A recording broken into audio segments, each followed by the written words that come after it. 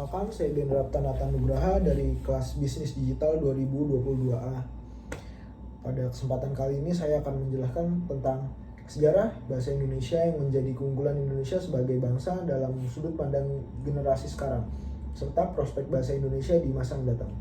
Sebelum kemerdekaan Indonesia diproklamasikan, bahasa Indonesia merupakan salah satu dialek bahasa Melayu.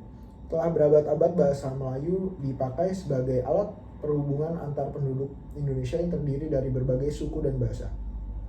Setelah kemerdekaan Indonesia diproklamasikan pada tanggal 17 Agustus 1945, pada tanggal 18 Agustus 1945 ditetapkan UUD 1945 yang di dalamnya terdapat pasal yang menyatakan bahwa bahasa negara adalah bahasa Indonesia. Pernyataan dalam pasal tersebut mengandung konsekuensi bahwa selain menjadi bahasa nasional, bahasa Indonesia juga berkedudukan sebagai bahasa negara, sehingga dipakai dalam semua urusan yang berkaitan dengan pemerintahan dan negara.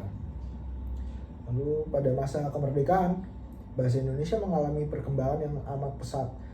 Setiap tahun jumlah pemakainya semakin bertambah. Perhatian pemerintah Indonesia terhadap perkembangan bahasa Indonesia juga sangat besar. Hal ini terbukti dengan dibentuknya sebuah lembaga yang mengurus masalah kebahasaan yang saat ini dikenal dengan nama Badan Pengembangan dan Pembinaan Bahasa. Berbagai upaya mengembangkan bahasa Indonesia telah ditempuh, seperti adanya perubahan ejaan Van Ophuijsen, ejaan Suwandi, ejaan yang disempurnakan EYD, hingga sekarang yang berlaku adalah ejaan bahasa Indonesia (EBI).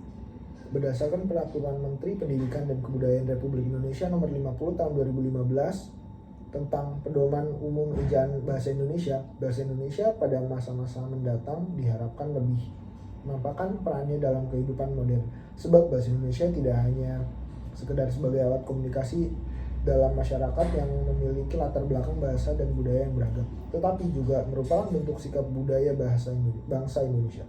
Hal ini dapat terwujud apabila pembinaan dan pengembangan bahasa Indonesia berjalan dengan sebaik-baiknya dengan memanfaatkan setiap peluang yang ada, seperti dukungan dari pemerintah dan berbagai pihak lainnya dalam berbagai bentuk.